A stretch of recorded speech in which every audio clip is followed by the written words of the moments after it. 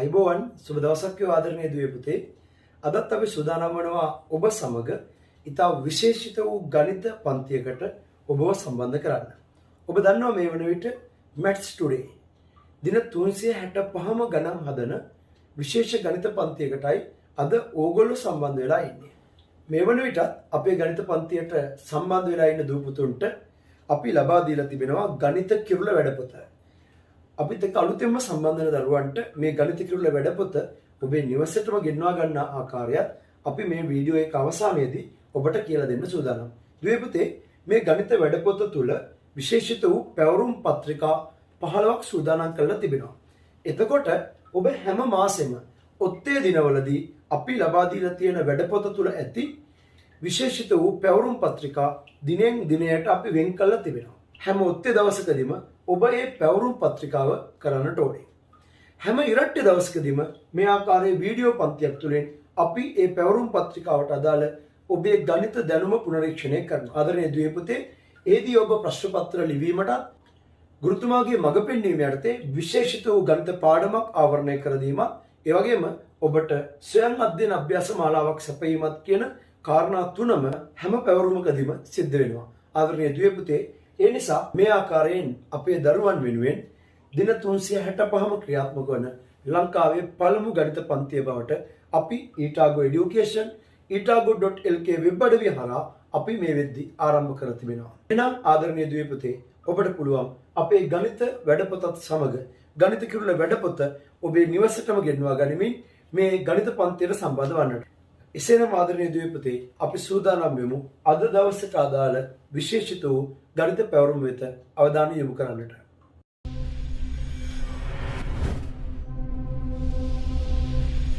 පුතේ, අපි එහෙනම් 10 ශ්‍රේණියේ දරුවොත් එක්ක සූදානම් සැප්තැම්බර් 19 20 දිනවලට අදාළ Maths Today අපේ ගණිත කිරුළ මාසික වැඩපොතේ 10 වෙනි ක්‍රියාකාරකම සාකච්ඡාව ආරම්භ කරන්න. මේ පැවරුම සකස් වෙලා තියෙන්නේ ජ්‍යාමිතිය තේමාව පදනම් කරගෙන. හොඳයි දරුවනේ, ප්‍රශ්න අංක 1ට අවධානය යොමු කරමු. මුලින්ම අපිට තියෙනවා රූපයේ දැක්වෙන LMNT සමාන්තරාශ්‍රය. එතකොට අපිට තේරෙන්න ඕනේ දරුවනේ LMNT කියන්නේ සමාන්තරාශ්‍රයක්. එහෙනම් මෙයාගේ සම්මුඛ පාද දිගින් සමානයි, සම්මුඛ කෝණ තරමින් සමානයි, සම්මුඛ පාද සමාන්තරයි. මේ හැම ලක්ෂණයක්ම මෙයා සතුයි. ඊගාවට අපිට කියනවා LT සමානයි TX. ඔව්, ඒක අපිට දීලා තියෙනවා පැහැදිලිවම මේ. ගාණේ අපිට ඒක පැහැදිලිව දීලා තියෙනවා. එහෙනම් අපිට අමුතුවෙන් සඳහන් කරගත යුතු නැහැ. වන පරිදි LT රේඛාව x දක්වා දික් කර ඇත. දික්කල LM සහ XN y හිදී හමු වේ. හරි. ඒවත් හරි. මේ තියෙන y හිදී හමු වෙලා තියෙනවා. එහෙනම් දත්ත ටික ඔක්කොම රූප සටහන ඇතුලේ තියෙනවා. ප්‍රශ්න අංක 1. TX NM සමාන්තරාශ්‍රයක් බව පෙන්වන්න. මම ওই සමාන්තරාශ්‍රය දම්පාට පෑනින් ඔයාලට පෙන්වන්නම්. ඒ අනුව අපෙන් ඉල්ලන්නේ TX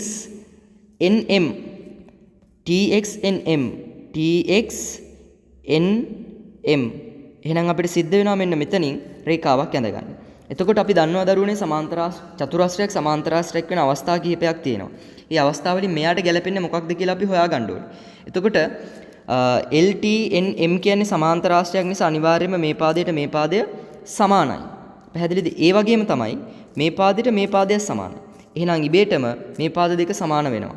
දැනටමත් මේ පාදයට මේ පාදයේ සමාන්තර වෙලයි තියෙන්නේ. ඒ නිසා මෙයා සමාන්තරාශ්‍රයක් කියලා අපිට කියන්න පුළුවන්. හේතුව චතුරාශ්‍රයක සම්මුඛ පාද යුගලක් සමාන හා සමාන්තර වීම. හොඳයි. එහෙනම් අපි ওই ටික ගලපලා ලියන්න පටන් ගමු. මුලින්ම අපි ලියන්න ඕනේ LT සමානයි කාටද? MNට. හේතුව දත්තය. දත්තය එහෙම නැත්නම් LMNT සමාන්තරාශ්‍රයක් වීම කියලා ලිව්වත් ගැටලුවක් නැහැ. ඊගාවට LT සමානයි කාටද? TXට. ඒකටත් හේතුව දත්තය. ඒක අපිට පැහැදිලිව ගාණි කියනවා. ඒ හින්දා අපිට කියන්න පුළුවන් මේ දෙන්න අනිවාර්යයෙන්ම සමානයි. එයාගේ නම තමයි. එම නිසා අපිට කියන්න පුළුවන් කතාව තමයි දරුවනේ.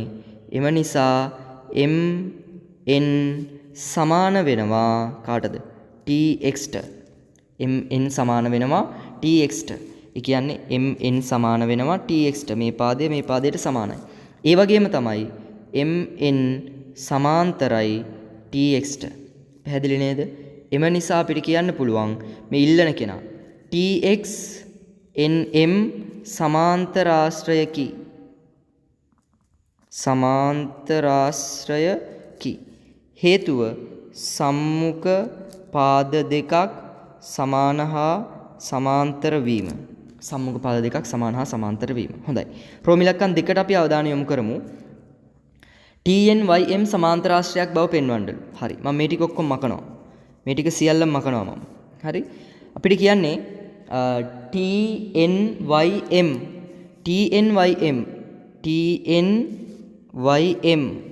එහෙනම් මෙතනදී අපිට ඔන්නෝම රේඛාවක් ඇඳ ගන්න වෙනවා. එතකොට මේ වෙද්දී මේ පාදයට මේ පාදයේ සමාන්තර වෙලයි තියෙන්නේ. හරි. එතකොට අපි දැන් ඉස්සෙල්ලා ඔප්පු කරපු සමාන්තරාශ්‍රයත් එක්ක මෙන්න මේ සමාන්තරාශ්‍රයත් එක්ක මේ පාදයට මේ පාදයේ සමාන්තර වෙලා තියෙන්නේ. පැහැදිලි නේද? මේ පාදයට මේ පාදය සමාන්තර වෙලා තියෙන්නේ. ඒ අනුව අපිට කියන්න පුළුවන් මේ පාදයට මේ පාදය අනිවාර්යයෙන්ම සමාන්තරයි. ඒ අනුව මේකේ සම්මුඛ පාද සමාන්තරයි කියන පදනමින් අපිට කියන්න පුළුවන් TNYM සමාන්තරාශ්‍රයක් කියලා. එහෙනම් අපි ලියමු ඉස්සෙල්ලාම මෙන්න මෙහෙම. පළවෙනිම කතාව තමයි MY සමාන්තර වෙලා තියෙනවා TNට. MY සමාන්තර වෙලා තියෙනවා TNට. දත්තය MY සමාන්තරයි TN. ඒක ඇවිල්ලා දත්තය ගානේ කියන දේ. දත්තය. ඊගාවට අපිට කියන්න පුළුවන් MT සමාන්තර වෙනවා NYට. NYට. ඒකට හේතුව ඉහත සාධිතයි. ඒ ඉහත අපි සාධනය කළා පෙන්නුවා මෙයා සමාන්තරාශ්‍රයක් කියලා. ඒ නිසා තමයි සමාන වෙන්නේ. මේ සමාන්තර වෙන්නේ. එම නිසා TNYM සමාන්තරාශ්‍රයකි. හේතුව සම්මුඛ පාද සමාන්තර වීම. හේතුව සම්මුඛ පාද සමාන්තර වීම. ඊගාවට LMYM සමාන බව පෙන්වන්නලු. LM සහ MY සමාන බව පෙන්වන්නලු. ඒ කියන්නේ දරුවනේ මෙන්න මේ පාදෙට මෙන්න මේ පාදේ සමානයි කියලා පෙන්වන්නලු. හරි. එහෙනම් අපි පෙන්නමු. ඒ අනුව අපිට බොහොම පැහැදිලි මේ පාදෙට මේ පාදේ සමානයි. ඒ සමාන්තරාශ්‍රයක්නේ. ඒ වගේම තමයි අපි දැන් මෙයා සමාන්තරාශ්‍රයක් කියලා ඔප්පු කරපු නිසා මේ පාදෙට මේ පාදේ සමානයි. එහෙනම් අපිට ප්‍රත්‍යක්ෂයක් ගේන්න පුළුවන් මේ දෙන්න සමානයි කියලා. එහෙනම් පළවෙනිම කතාව අපි ලියන්න පුළුවන් LM සමානයි කාටද? TNට. LM සමානයි TNට. හේතුව දත්තය. හරි. ඊගාවට TN සමානයි MYට. ඒකට හේතුව ඉහත සාධිතයි. ඉහත සාධිතයි. උඩ අපි ඔප්පු කරපු නිසා තමයි එහෙම වෙන්නේ. එම නිසා අනිවාර්යයෙන්ම මොනවා වෙන්න ඕනේ? TNට TN සමාන වීම නිසා අනිවාර්යයෙන්ම LM සමාන වෙනවා කාටද? MYට. ප්‍රත්‍යක්ෂය කියලා උන්න ලියන්න පුළුවන්. නමුත් අවශ්‍යත් නැහැ. ඒ අනුව නොයි විදිහට අපිට මේකේ බව පෙන්වීම ටික කරන්න පුළුවන්. හොඳයි. අපි යමු ඉදිරියට. ප්‍රධාන ප්‍රශ්නාංක 2 රූපයේ දැක්වෙන චතුරස්‍රයේ ABO ත්‍රිකෝණයයි BOC ත්‍රිකෝණයයි අංග සම කරන්නලු. මෙන්න මේ ත්‍රිකෝණයට මෙන්න මේ ත්‍රිකෝණේ අංග සම කරන්නලු. බොහොම පැහැදිලි. මෙයාට මෙයා සමානයි. ප්‍රතිමුඛ කෝණ සමාන්තර වීම නිසා මෙන්න මේ කෝණයට මෙන්න මේ කෝණය සමානයි. මේ පාදෙට මේ පාදේ සමානයි. ඒ අනුව මෙයාව අංග සම කරන්න පුළුවන් අපිට කෝකෝපා අවස්ථාව යටතේ. එහෙනම් අපි ලියමු ඉස්සෙල්ලාම මෙන්න මෙහෙම. මුලින්ම ලියන්න පුළුවන් AOB කෝණය සමානයි CODට නැත්නම් DOCට. හේතුව ප්‍රතිමුඛ කෝණ. ඊගාවට ඒකාන්තර කෝණ. මේ කෝණයට මේ කෝණය සමානයි. BAO කෝණය සමානයි BAO කෝණය සමානයි DCO කෝණයට. DCO කෝණයට.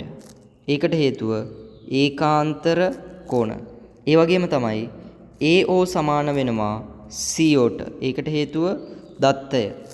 එම නිසා ABO ත්‍රිකෝණය අංග සම වෙනවා DOC ත්‍රිකෝණයට. මොන අවස්ථාව යටතේද? කෝණ පාද අවස්ථාව යටතේ. කෝණ පාද අවස්ථාව යටතේ. ඊගාවට ABCD සමාන්තරාශ්‍රයක් බව පෙන්වන්න. ABCD කියන්නේ එළියෙන් ඉන්න ලොකු එක්කෙනා සමාන්තරාශ්‍රයක් කියලා පෙන්වන්නලු. පෙන්වන්න දෙයක් නෑ. දැනටමත් එයා සමාන්තරාශ්‍රයක්. මොකද හේතුව සම්මුඛ පාද යුගලක් සමාන හා සමාන්තර වීම කියන පදනමයි. ඒ අනුව අපිට කියන්න පුළුවන් AB සමානයි CD. ඒ වගේම තමයි AB සමාන්තරයි CD. එම නිසා ABCD සමාන්තරාශ්‍රයකි. හේතුව සම්මුඛ පාද දෙකක් සමාන හා සමාන්තර වීම. සම්මුඛ පාද දෙකක් සමාන හා සමාන්තර වීම. ගන්න හැමෝම රතු පෑන ලකුණු සටහන් කරගන්න සූදානම් වෙමු දරුවනේ. හරි. ඒ අනුව මෙන්න මෙහෙමයි ඔබට ලකුණු ලැබෙන්නේ. යන්න මුල් පිටුවට පළවෙනි ප්‍රශ්නෙට මෙන්න මෙතන ඔබ නිවැරදිව අවශ්‍ය බව පෙන්වීම කළා නම් ලකුණු 4ක් ලැබෙනවා. ඊළඟට මෙන්න මෙතන ඔබ නිවැරදිව හෙව්වනම් ලකුණු 4යි, මෙතනට ලකුණු 4යි. ඊළඟට මෙන්න මෙතන ඔබ නිවැරදිව අංග සම කළා නම් ලකුණු 5යි, මෙතන නිවැරදිව ඔබ සමාන්තර රාශියක් බව ඔප්පු කළා නම් ලකුණු 3යි. ඒ අනුව දාන්න ඔයාට 20න් ලකුණු කීයද කියලා යන්න මුල් අවස්ථාවට මෙතනට සටහන් කරන්න 5න් වැඩි කරපු උත්තරේ 100න් ඔයාට ලකුණු කීයක් ලැබෙනවද කියලා. හොඳයි. එහෙනම් අපි යමු ගුරුතුමාගේ මඟ පෙන්වීම කියන කොටසේ අමතර විෂය කොටස් ටික සාකච්ඡා කරන්න. මෙතෙන්දි මම ඔබේ අවධානය යොමු කරන්න බලාපොරොත්තු වෙනවා දරුවනේ. චතුරාශ්‍රයක් සමාන්තරාශ්‍රයක් වන අවස්ථා. චතුරාශ්‍රයක් සමාන්තරාශ්‍රයක් වන අවස්ථා. ලියාගමු අපි හැමෝම. චතුරාශ්‍ර සමාන්තරාශ්‍ර වන අවස්ථා. අවස්ථා 4ක් තියෙනවා. පළවෙනි අවස්ථාව තමයි සම්මුඛ පාද සමාන වීම. සම්මුඛ පාද සමාන වීම. මම අඳින්නම් මෙතනදී චතුරාශ්‍රයක් මෙන්න මෙහෙම. හරි. චතුරාශ්‍රයක් මම අඳින්නම් මෙන්න මේ විදිහට. එතකොට අපිට කියන්න පුළුවන් ABCD තමයි මෙයාගේ නම. මේ පාදෙට මේ පාදේ සමානයි, මේ පාදෙට මේ පාදේ සමානයි. ඒ නිසා අපිට කියන්න පුළුවන් AB සමානයි කාටද? CD ට. AD සමානයි කාටද? BC ට. එම නිසා ABCD සමාන්තරාශ්‍රයකි. ABCD සමාන්තරාශ්‍රයකි. ඔන්න පළවෙනි අවස්ථාව. අපි දෙවෙනි අවස්ථාවට අවධානය යොමු කරමු. දෙවෙනි අවස්ථාව තමයි සම්මුඛ කෝණ සමාන වීම. කෙටියෙන් අපි ලියමු නේද? සම්මුඛ කෝණ සමාන වීම. ඒ අනුව මම අඳිනවා මෙන්න මෙහෙම රූපයක්. සමාන්තරාශ්‍රයක් වගේ හැඩයක්. ඒ අනුව මේ කෝණයට මේ කෝණය සමානයි, මේ කෝණයට මේ කෝණය සමානයි. මෙයාගේ නම ABCD. ඒ අනුව මට ලියන්න පුළුවන් මෙන්න මෙහෙම. BA D කෝණය සමානයි කාටද? BCD කෝණයට. BCD කෝණයට. ADC කෝණය සමානයි ADC කෝණය සමානයි ABC කෝණයට. එම නිසා ABCD සමාන්තරාශ්‍රයකි. ඔන්න දෙවෙනි අවස්ථාව. තුන්වෙනි අවස්ථාව ලියාගමු. තුන්වෙනි අවස්ථාව විකර්ණ එකිනෙක සමච්ඡේදනය වීම. විකර්ණ එකිනෙක සමච්ඡේදනය වීම. මම පොඩි චතුරස්‍රයක් අඳිනවා මෙතන. මෙන්න මේ වගේ. හරි. මෙයාගේ විකර්ණ එකිනෙක සමච්ඡේදනය වෙනවා කියන එක මම දානවා. මෙන්න මෙහෙම විකර්ණයක් අඳිනවා. මෙන්න මෙහෙම විකර්ණයක් අඳිනවා. මෙයාගේ නම ABCD. මේ පාදයට මේ පාදය, මේ පාදයට මේ පාදය සමාන බව දානවා. ඒ අනුව දරුවනේ AO සමානයි කාටද? CO ට. ඊගාවට BO සමානයි කාටද? DO ට. එම නිසා ABCD සමාන්තරාශ්‍රයකි. ABCD සමාන්තරාශ්‍රයකි. අවස්ථා තුනක් අපි මෙතෙන්දි කතා කරමු. හතරවෙනි අවස්ථාව අපි මෙන්න මෙතනදී ලියමු. හරි. වෙන පාට පෑනක් අපි ගමු. ඉඩ තියෙන විදිහට අපි මේක සටහන් කරගන්න උත්සාහ කරමු. හරි. ඒ අනුව හතරවෙනි අවස්ථාව තමයි සම්මුඛ පාද දෙකක් සමාන හා සමාන්තර වීම. ඒ අනුව මෙන්න චතුරස්‍රය. මම මෙතනදී අඳින්නම් චතුරස්‍රය පොඩියට මෙන්න මෙහෙම. ඒ අනුව අපිට කියනවා මේ චතුරස්‍රය A B C D මේ පාදයට මේ පාදයේ සමානයි වගේ මේ පාදයට මේ පාදයේ සමාන්තරයි. ඒ හින්දා අපිට කියන්න පුළුවන් AB සමානයි CD ට, AB සමාන්තරයි CD ට. එම නිසා ABCD සමාන්තරාශ්‍රයකි. ABCD සමාන්තර ආශ්‍රයකි. ඔන්න ඔය විදිහට අපි ඉඩ තියෙන විදිහට මේක ලියා ගන්න උත්සාහ කරමු. හොඳයි දරුවනේ. එහෙනම් අපි අද දවසට අදාළ පැවරුම සාකච්ඡා කරලා අවසන්. ඔබට හෝම්වර්ක් එකක් තියෙනවා. මේක ඔබ ගෙදරදී කිරීම ඉතාම වැදගත්. එහෙමනම් අපි දැන් යමු කොහොමද අපේ මේ වැඩසටහනට අලුතෙන් සම්බන්ධ වෙන දරුවෝ සම්බන්ධ වෙන්නේ? සම්බන්ධ වෙලා කොහොමද මේ අපේ වැඩසටහන තුලින් ගණිත දැනුම වර්ධනය කරගන්නේ කියන එක පිළිබඳව දැනුවත් වෙන්න. එහෙමනම් අපි දැන් ඒ වෙත අවධානය යොමු කරමු. එසේනම් ආදරණීය දුවේ පුතේ අද දිනයට අදාළ විශේෂිත වූ පැවරුම ඊටම සාර්ථකව ඔබ නිමා කරලා අපි ඔබ වෙත වීඩියෝ පන්ති ඉදිරිපත් කරද්දී ඒ තිබුණු සියලුම අඩුපාඩු ලකුණු ඔබ සටහන් කරගෙන ඇති.